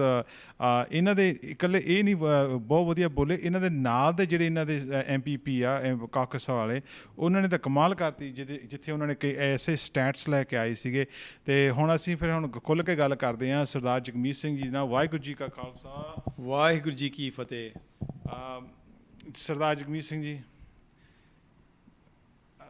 ਤੁਸੀਂ ਇਹ ਮੋਸ਼ਨ ਲੈ ਕੇ ਆਏ ਸੀਗੇ ਤੁਸੀਂ ਸੰਗਤਾਂ ਨੂੰ ਦੱਸੋ ਵੀ ਜਿਹੜਾ ਆਊਟਕਮ ਆ ਬੜਾ ਆਪਣੇ ਹੱਕ 'ਚ ਨਹੀਂ ਆਇਆ ਅਤੇ ਉਹਦੇ ਨਾਲ ਹੁਣ ਸਵਾਲ ਬੜੇ ਇਕੱਠੇ ਹੋ ਗਏ ਇਕੱਠੇ ਵੀ ਕੀ ਅਸੀਂ ਇਲੈਕਟਡ ਅਫੀਸ਼ੀਅਲ ਅਸੀਂ ਇਕੱਲੇ ਇੱਥੇ ਸਮੋਸੇ ਜੋਗੇ ਹੀ ਛੱਡ ਲਏ ਕਿ ਜਦੋਂ ਕੋਈ ਦਲੇਰੀ ਨਾਲ ਕਿਸੇ ਕੌਮ ਦੀ ਆਵਾਜ਼ ਨੂੰ ਲੈ ਕੇ ਆਉਣ ਨੂੰ ਜਾਂ ਜਿਹੜੇ ਉਹ ਪੀੜਤਾਂ ਦੇ ਨਾਲ ਜਿਹੜੇ ਹੱਕ ਇਨਸਾਫ ਹੋਇਆ ਜੇ ਅਸੀਂ ਉਹਨਾਂ ਵਾਸਤੇ ਬੋਲੂਗੇ ਕਿ ਅਸੀਂ ਪਾਰਟੀਆਂ ਦੇ ਪਿੱਛੇ ਲੱਗੇ ਰਹੋਗੇ ਸੋ ਵੀਰੇ ਪਹਿਲਾਂ ਤਾਂ ਮੈਨੂੰ ਦੱਸਣਾ ਚਾਹੀਦਾ ਕਿ ਇਹ ਦੁੱਖ ਲੱਗਦੀ ਹੈ ਕਿਉਂਕਿ ਮੈਨੂੰ ਉਮੀਦ ਸੀ ਕਿ ਸ਼ਾਇਦ ਇਹ ਪਾਸ ਹੋ ਜਾਊਗਾ ਅਤੇ ਬੜੀ ਇਤਿਹਾਸਿਕ ਬਿੱਲ ਹੋਣੀ ਸੀਗੀ ਜੇ ਪਾਸ ਹੋਇਆ ਪਹਿਲੀ ਵਾਰੀ ਹੋਣਾ ਸੀਗਾ ਕਿ ਇੱਕ ਵਿਧਾਨ ਸਭਾ ਦੇ ਵਿੱਚ ਇਹੋ ਜਿਹਾ ਨਸਲਕੁਸ਼ੀ ਨੂੰ ਰੈਕਗਨਾਈਜ਼ ਕਰਨਾ ਜੈਨੋਸਾਈਡ ਦਾ ਲਫ਼ਜ਼ ਵਰਤ ਕੇ ਰੈਕਗਨਾਈਜ਼ ਕਰਨਾ ਬੜੀ ਮਾਣ ਵਾਲੀ ਗੱਲ ਹੋਣੀ ਸੀਗੀ ਅਤੇ ਇਹ ਗੱਲ ਵੀ ਮੇਰੀ ਹੈਰਾਨੀ ਦੀ ਹੈ ਕਿ ਪੂਰੀ ਕੰਜ਼ਰਵੇਟਿਵ ਪਾਰਟੀ ਦੀ ਮਦਦ ਸੀਗੀ ਆਪਣੀ ਪਾਰਟੀ ਤਾਂ ਆਬਵੀਅਸਲੀ ਸੀਗੀ ਕਿਉਂਕਿ ਅਸੀਂ ਤਾਂ ਬਿੱਲ ਪੇਸ਼ ਕੀਤਾ ਪਰ ਮੈਂ ਹੈਰਾਨ ਆ ਕਿ ਲਿਬਰਲ ਨੇ ਖੋਲ੍ਹ ਕੇ ਇਹ ਨਹੀਂ ਕਿ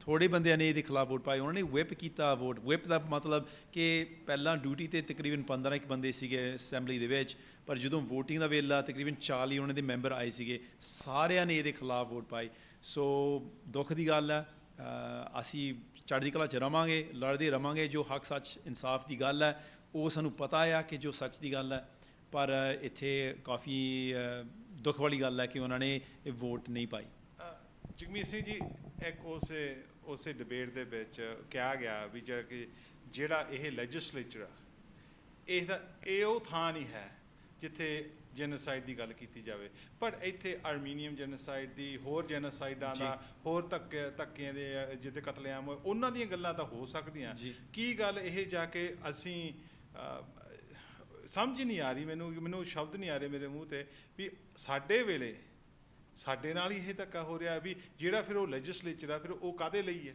ਬਿਲਕੁਲ ਸਹੀ ਤੁਹਾਡੀ ਗੱਲ 'ਚ ਕਾਫੀ ਦਮ ਹੈ ਤੁਹਾਡੀ ਸਵਾਲ 'ਚ ਕਾਫੀ ਦਮ ਹੈ ਕਿਉਂਕਿ ਦੇਖੋ ਹੋਲੋਡੋਮਾਰ ਜਿਹੜੇ ਯੂਕਰੇਨੀਅਨ ਨਾਲ ਜੈਨੋਸਾਈਡ ਹੋਇਆ ਆਰਮੀਨੀਅਨ ਜੈਨੋਸਾਈਡ ਦੋਨਾਂ ਦੇ ਬਾਰੇ ਇੱਥੇ ਅਸੈਂਬਲੀ ਦੇ ਵਿੱਚ ਵਿਧਾਨ ਸਭਾ ਦੇ ਵਿੱਚ ਉਹਨਾਂ ਨੇ ਵੋਟ ਕੀਤੀ ਹੈ ਅਤੇ ਅਸੀਂ ਸਾਡੇ ਕੋਲ ਮਤਲਬ ਇੱਕ ਐਗਜ਼ਾਮਪਲ ਹੈਗਾ ਆ ਹੁਣ ਇੱਥੇ ਕਹਿ ਰਹੇ ਨੇ ਇਹ ਥਾਂ ਨਹੀਂ ਹੈਗਾ ਪਰ ਥਾਂ ਨਹੀਂ ਹੈਗਾ ਕਿਸ ਚੀਜ਼ ਲਈ ਇਹ ਸਿੱਖਾਂ ਲਈ ਥਾਂ ਨਹੀਂ ਹੈਗਾ ਜਾਂ ਜੈਨੋਸਾਈਡ ਕਿਉਂਕਿ ਜੈਨੋਸਾਈਡ ਤਾਂ ਹੋਈ ਹੈ ਜਦੋਂ ਉਹਨਾਂ ਨੇ ਇਹ ਗੱਲ ਕਹੀ ਕਿ ਇਹ ਉਹ ਥਾਂ ਨਹੀਂ ਹੈਗਾ ਸੋ ਹੁਣ ਉੱਥੇ ਖੋਜ ਕਰਨੀ ਪਊਗੀ ਕਿਉਂਕਿ ਜੈਨੋਸਾਈਡ ਲਈ ਥਾਂ ਸੀਗਾ ਪੱਕਾ ਕਿਉਂਕਿ ਇੱਥੇ 2 ਵਾਰੀ ਹੋਈ ਹੈ ਸੋ ਜਦੋਂ ਉਸ ਮੈਂਬਰ ਨੇ ਕਿਹਾ ਮੈਨੂੰ ਲੱਗਦਾ ਅੰਮ੍ਰਿਤ ਕੌਰ ਮੰਗਤ ਸੀਗੀ ਅਤੇ ਉਹਨੇ ਕਿਹਾ ਕਿ ਇਹ ਉਹ ਥਾਂ ਨਹੀਂ ਹੈ ਮਤਲਬ ਮੈਂ ਉਹ 'ਚੋਂ ਕੱਢਦਾ ਕਿ ਇਹ ਸਿੱਖਾਂ ਦਾ ਥਾਂ ਨਹੀਂ ਹੈਗਾ ਕਿ ਸਿੱਖਾਂ ਦੇ ਜੋ ਘਟਨਾਵਾਂ ਹੋਈਆਂ ਉਹ ਇੱਥੇ ਨਹੀਂ ਤੁਸੀਂ ਗੱਲ ਕਰ ਸਕਦੇ ਹੋ ਅਤੇ ਦੂਜੀ ਉਹਨਾਂ ਨੇ ਗੱਲ ਕਹੀ ਹੈ ਜ਼ਿਕਰ ਕੀਤਾ ਕਿ ਜਗਮੀਤ ਜੇ ਮੈਂ ਉਹਨਾਂ ਨਾਲ ਸਲਾਹ ਕਰਕੇ ਬਿੱਲ ਪੇਸ਼ ਕਰਦਾ ਤਾਂ ਫਿਰ ਉਹ ਪਾਸ ਕਰਾਉਂਦੇ ਮੈਂ ਇਸੇ ਸਵਾਲ 'ਤੇ ਆਉਣ ਲੱਗਾ ਸੀਗਾ ਇਹ ਕੀ ਗੱਲ ਇਹ ਇੱਕ ਪਾਰਟੀਆਂ ਦੀ ਜਦੋਜਹਿਦ ਹੋ ਗਈ ਵੀ ਜਾ ਕੇ ਜੇ ਅਸੀਂ ਲੈ ਕੇ ਆਉਂਗੇ ਤੂੰ ਸਾਨੂੰ ਨਹੀਂ ਪੁੱਛਿਆ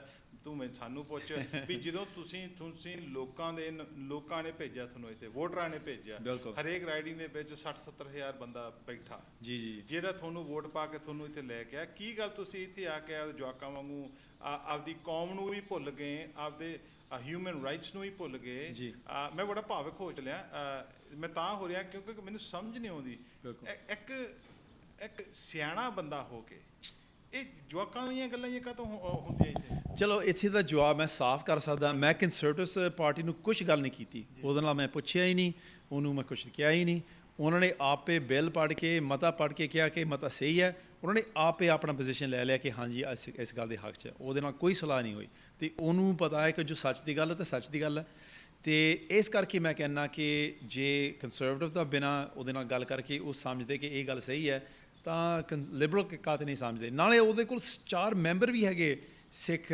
ਭਾਈਚਾਰੇ ਤੋਂ ਤਾਂ ਉਹਨੂੰ ਨਹੀਂ ਪਤਾ ਕਿ ਜੋ ਸਾਡੇ ਨਾਲ ਹੋਇਆ ਜਿਹੜਾ ਬੜਾ ਸਾਫ਼ ਹੈ ਹੋਰ ਗੱਲਾਂ ਤੁਸੀਂ ਕਹਿ ਸਕਦੇ ਹੋ ਕਿ ਸ਼ਾਇਦ ਕੰਟਰੋਵਰਸ਼ਲ ਹੈਗੇ ਮੈਂ ਨਹੀਂ ਮੰਨਦਾ ਕਿ ਕੰਟਰੋਵਰਸ਼ਲ ਹੈਗੀ ਪਰ ਹੋਰ ਹੋ ਸਕਦੇ ਨੇ ਪਰ ਇੱਥੇ ਪੂਰਾ ਸਾਫ਼ ਆ ਕਿ ਜੋ ਨਵੰਬਰ 84 ਦੇ ਵਿੱਚ ਹੋਇਆ ਉਹ ਤਾਂ ਨਸਲ ਕੁਸ਼ੀ ਸੀਗਾ ਤੁਹਾਡੇ ਨਾਲ ਦੇ ਤੁਹਾਡੇ MPP ਤੁਹਾਡੀ ਪਾਰਟੀ ਦੇ ਕਾਂਗਰਸ ਤੇ ਮੈਂ ਉਹਦਾ ਨਾਮ ਬੀਬੀ ਦਾ ਭੁੱਲ ਗਿਆ ਉਹਨਾਂ ਨੇ ਤਾਂ ਇੱਥੇ ਇੱਕ ਸਟੈਂਟ ਤੇ ਵੀ ਚਲੇ ਗਏ ਵੀ ਜਿੱਥੇ ਮਾਰਗਰਟ ਥੈਚਰ ਦਾ ਵੀ ਨਾਂ ਲਿਆ ਜੀ ਵੀ ਤੁਸੀਂ ਦੇਖੋ ਵੀ ਇੱਕ ਅੰਗਰੇਜ਼ ਹੋ ਕੇ ਇੰਨੀ ਖੋਜ ਕਰਨੀ ਜੀ ਵੀ ਮੈਂ ਬੜਾ ਸ਼ਲਾਘਾਯੋਗ ਹਾਂ ਤੁਹਾਡੇ ਪਾਰਟੀ ਦਾ ਵੀ ਕੱਲ ਤੁਹਾਡੇ ਜਿੰਨੇ ਤੁਹਾਡੇ ਬੰਦੇ ਬੋਲੇ ਸੀਗੇ ਤੁਹਾਡੇ MPP ਉਹਨਾਂ ਨੇ ਸਾਰਿਆਂ ਨੇ ਖੋਜ ਕੀਤੀ ਸੀ ਬਿਲਕੁਲ ਵੀ ਕੀ ਗੱਲ ਵੀ ਜਾ ਕੇ ਜਦੋਂ ਸਮਝ ਨਹੀਂ ਆ ਰਹੀ ਵੀ ਜਾ ਕੇ let's get back to that ਵੀ ਸਮਝ ਇਹ ਆ ਵੀ ਜੈਨੋਸਾਈਡ ਦੀ ਅੰਡਰਸਟੈਂਡਿੰਗ ਨਹੀਂ ਹੈਗੀ ਕਿ ਇਹਦਾ ਕੋਈ ਡੈਫੀਨੇਸ਼ਨ ਦੱਸ ਸਕਦੇ ਹਾਂਜੀ ਹੈਗੀ ਆ ਯੂਨਾਈਟਿਡ ਨੇਸ਼ਨਸ ਨੇ ਇੱਕ ਡੈਫੀਨੇਸ਼ਨ ਬੜਾ ਕਲੀਅਰਲੀ ਲਿਖਿਆ ਉਹਦੇ 'ਚ ਹੈਗਾ ਆ ਕਿ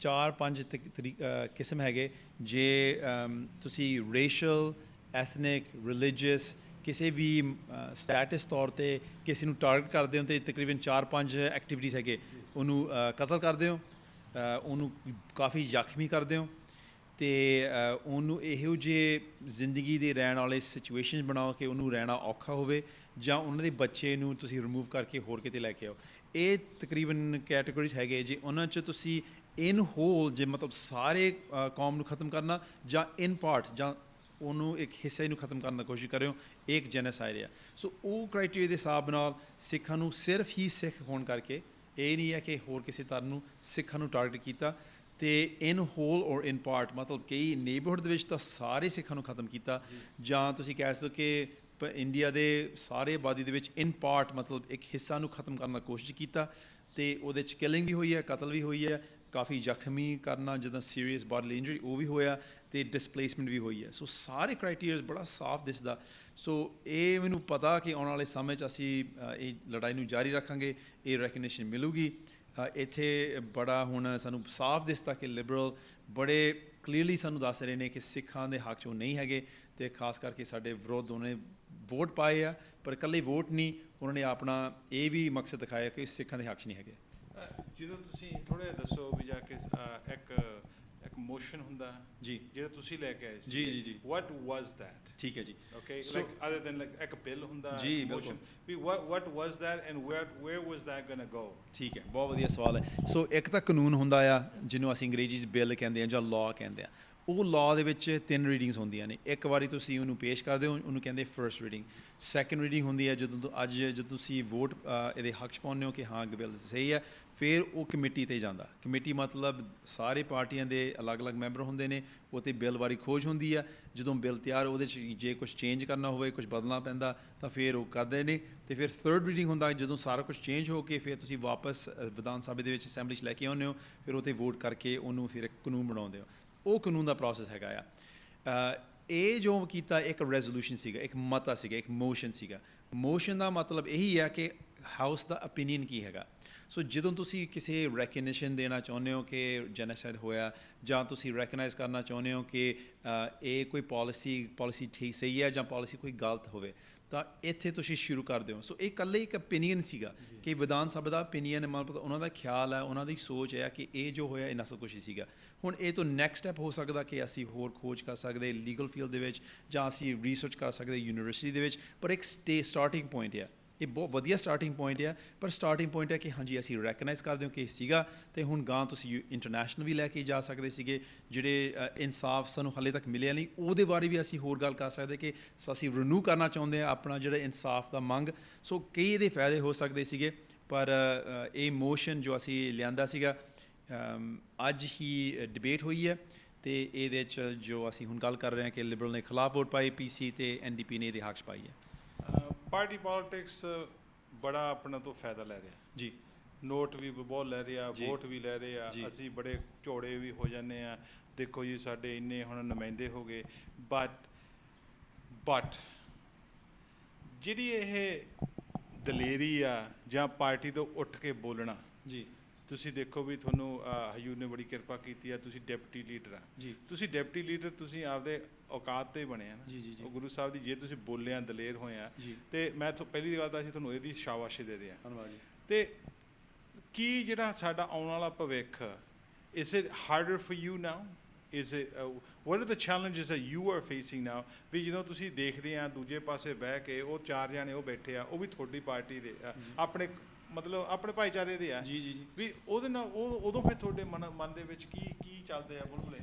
ਚਲੋ ਵੀਰੇ, ਬਹੁਤ ਔਖਾ ਹੈਗਾ ਜਦੋਂ ਅਸੀਂ ਗੱਲ ਕਰਦੇ ਹਾਂ ਕਿ ਇਹ ਬੇਇਨਸਾਫੀ ਹੋਈ ਹੈ, ਅਤੇ ਜੇ ਮੈਂ ਨੁਮਾਇੰਦਗੀ ਕਰਦਾ ਕਿ ਦੇਖੋ ਸਾਡੇ ਨਾਲ ਕੀ ਹੋਇਆ, ਪਰ ਫਿਰ ਦੂਜੇ ਪਾਸੇ 4 ਸਿੱਖ MPP, ਇੱਕ ਤਾਂ ਢਿੱਲੋਂ ਸਾਹਿਬ ਨੇ ਆਪ ਕਿਹਾ ਕਿ ਮੇਰੇ ਨਾਲ ਵੀ ਇਹ ਕੁਛ ਹੋਇਆ, ਉਹਨੇ ਆਪਣੇ ਐਗਜ਼ਾਮਪਲ ਵੀ ਦੱਸਿਆ ਕਿ ਉਹਦੇ ਪਰਿਵਾਰ ਦੇ ਵਿੱਚ ਉਹ ਡਾਇਰੈਕਟਲੀ ਇੰਪੈਕਟਡ ਸੀਗਾ ਇਸ ਗੱਲ ਦੇ ਨਾਲ।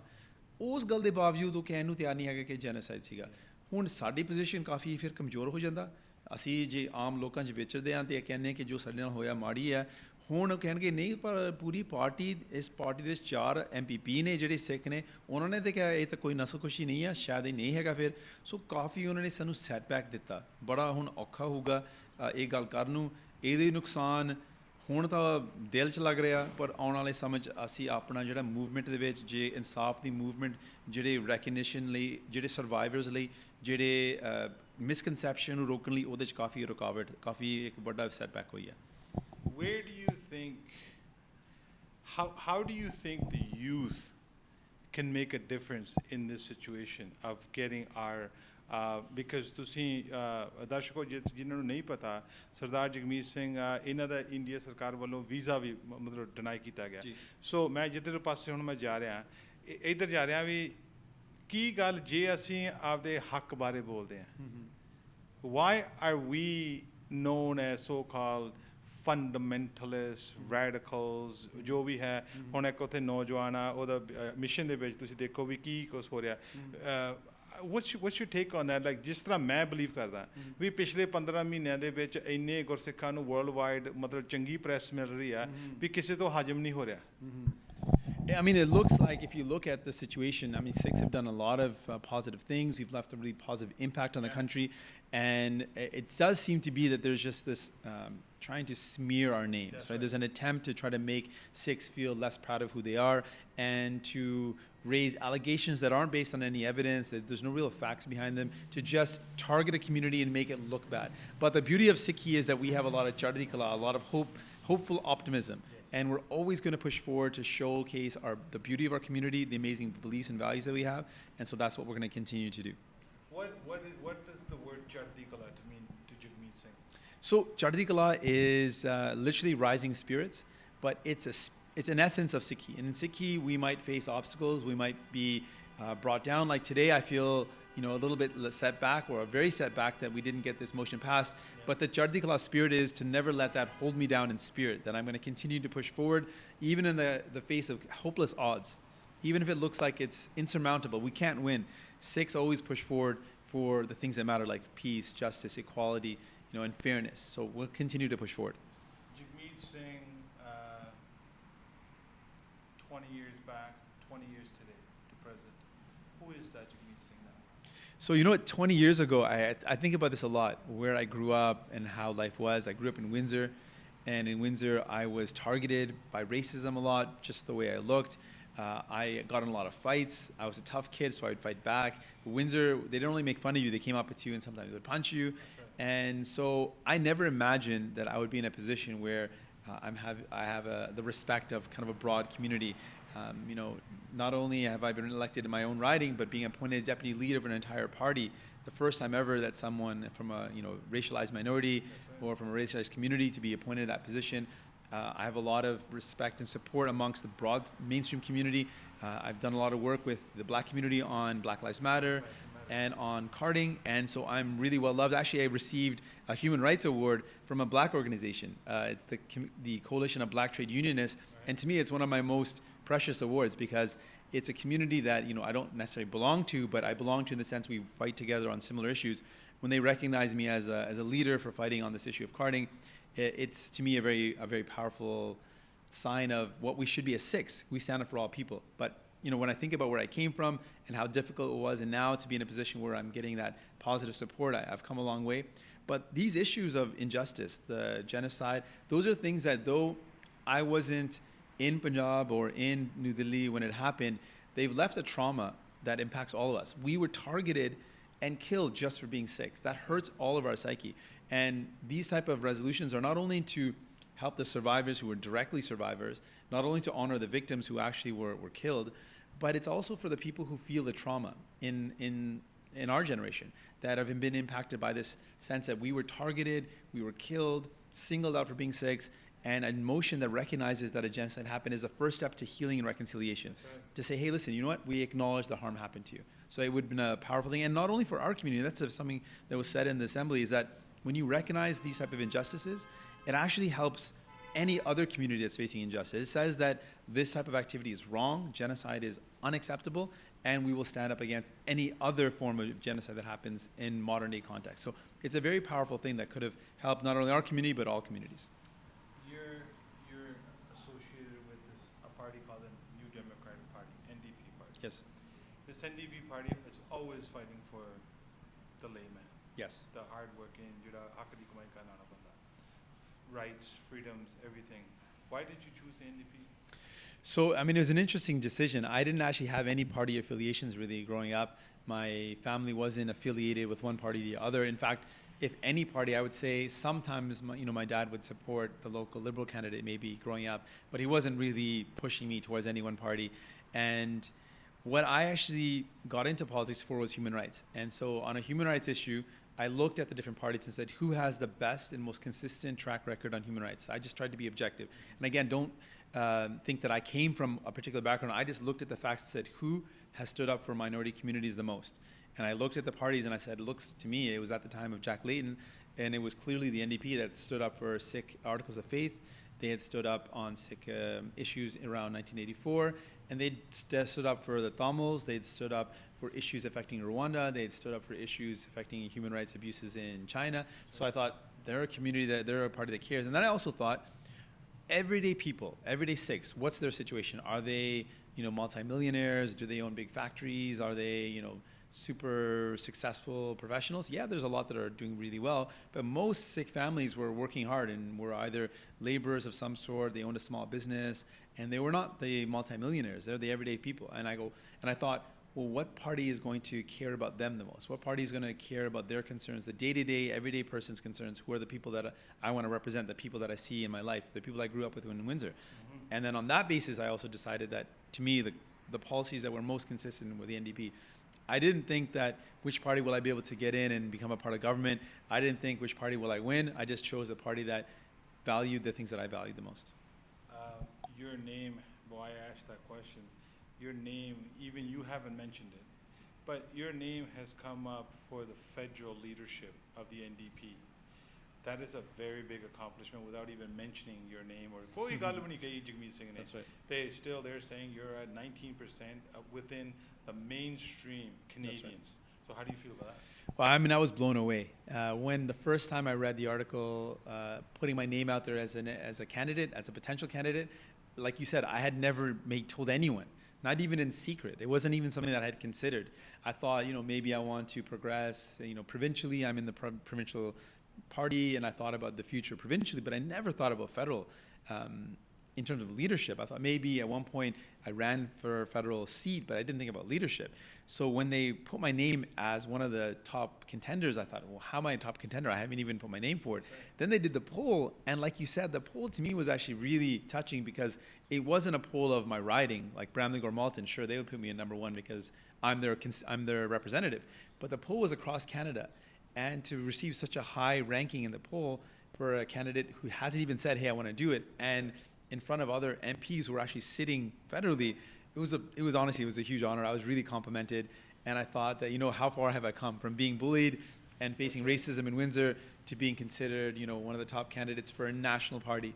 I just thought, it's an amazing thing. It's all through the Kirpa. I've never been able to do anything in my life by myself. My brother is the one who pushed me to get into politics, along with Amneet Singh.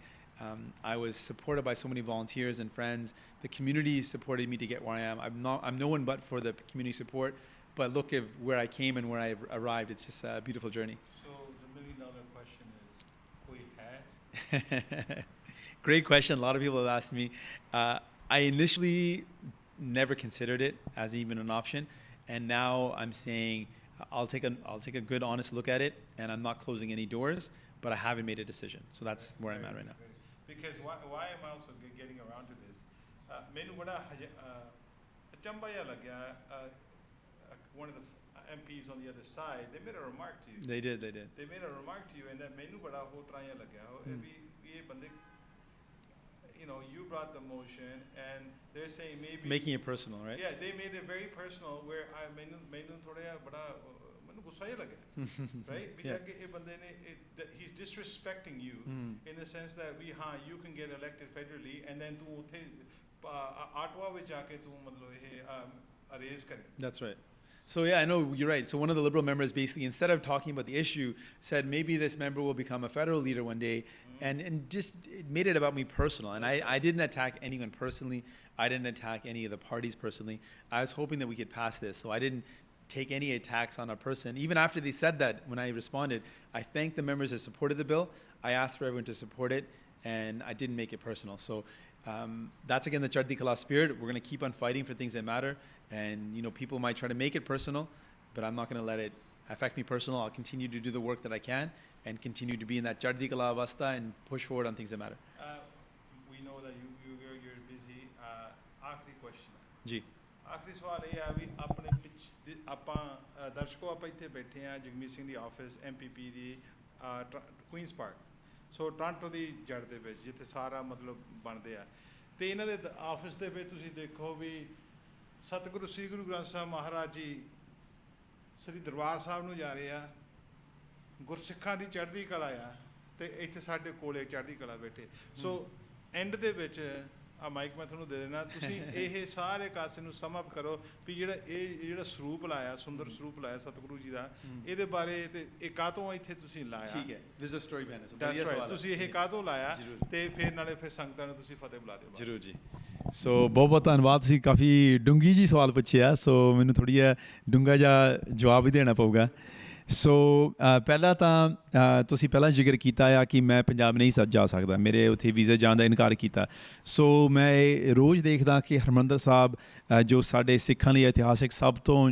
Special ਜਗ੍ਹਾ ਆ ਇਤਿਹਾਸਿਕ ਤੌਰ 'ਤੇ ਅਤੇ ਮੈਂ ਖੁਦ ਜਾ ਨਹੀਂ ਸਕਦਾ ਪਰ ਮੈਂ ਇੱਥੇ ਉਹਦਾ ਇੱਕ ਐਗਜ਼ਾਮਪਲ ਦੇਖ ਸਕਦਾ ਹਾਂ ਸੋ ਮੈਨੂੰ ਥੋੜ੍ਹੀ ਜਿਹੀ ਫਿਰ ਪਰਸਨਲੀ ਯਾਦ ਰੱਖਦਾ ਕਿ ਅਸੀਂ ਇੱਥੋਂ ਹੀ ਸ਼ੁਰੂ ਹੋਏ ਇਹ ਸਾਡਾ ਜੜ ਹੈ ਸਿੱਖੀ ਦੀ ਅਤੇ ਦੂਜੀ ਗੱਲ ਆ ਕਿ ਸਭ ਤੋਂ ਜਿਹੜਾ ਫੋਕਸ ਆ ਇੱਕ ਗੁਰਦੁਆਰਾ ਆ ਪਰ ਸਭ ਤੋਂ ਜਿਹੜੀ ਮੇਨ ਗੱਲ ਜੇ ਤੁਸੀਂ ਦੇਖੋ ਫੋਕਸ ਆ ਗੁਰੂ ਗ੍ਰੰਥ ਸਾਹਿਬ ਦੇ ਉੱਤੇ ਕਿਉਂਕਿ ਜ਼ਿੰਦਗੀ ਦੇ ਵਿੱਚ ਸਾਡੇ ਜਿਹੜਾ ਸਿੱਖੀ ਸਿਧਾਂਤ ਆ ਕਿ ਮੇਨ ਜਿਹੜੀ ਪਿਆਰੀਆਂ ਗੱਲਾਂ ਜੇ ਅਸੀਂ ਦੇਖੀਏ Sikhi is a path of love ਕਿ ਤੁਸੀਂ ਇਨਸਾਫ ਲਈ ਕੰਮ ਕਰਨਾ ਤੁਸੀਂ ਲੋਕਾਂ ਦੀ ਭਲਾ ਲਈ ਕਰਨਾ ਅਸੀਂ ਸਰਬੱਤ ਦਾ ਭਲਾ ਦੀ ਗੱਲ ਰੋਜ਼ ਕਰਦੇ ਹਾਂ ਕਿ ਸਿੱਖੀ ਦੀ ਅਸੂਲ ਇਹ ਹੈ ਕਿ ਇਕੱਲੇ ਆਪਣੇ ਨਹੀਂ ਸਿੱਖਾਂ ਲਈ ਨਹੀਂ ਸਾਰੀ ਦੁਨੀਆ ਦੀ ਸਰਬੱਤ ਦਾ ਭਲਾ ਬਾਰੇ ਸੋਚਣਾ ਸੋ ਦੈਟਸ ਅਨਦਰ ਥਿੰਗ ਇਨਸਪਾਇਰਸ ਮੀ ਅਤੇ if you think about it ਕਿ ਸਾਰਾ ਕੁਛ ਜਿੱਥੋਂ ਆਏ ਜੇ ਕੋਈ ਕਿਉਂਕਿ ਥੋੜ੍ਹੇ ਸ਼ਾਸਤਰ ਵੀ ਦੱਸਦੇ ਨੇ ਜੇ ਕੋਈ ਲੜਾਈ ਸੀਗੀ ਜੇ ਕੋਈ ਜੰਗ ਸੀਗੀ ਐਂਡ ਆਫ ਦ ਡੇ ਜੋ ਕੁਛ ਵਧੀਆ ਹੁੰਦਾ ਅਸੀਂ ਜਿੱਤਦੇ ਹਾਂ ਹਾਰਦੇ ਹਾਂ ਸਾਡੇ ਫਤਿਹ ਜੂਝਣ 'ਚ ਹੁੰਦਾ ਅਤੇ ਅਸੀਂ ਸਾਰਾ ਜਿਹੜਾ ਕਿਰਪਾ ਵਾਹਿਗੁਰੂ ਦੀ ਹੁੰਦੀ ਹੈ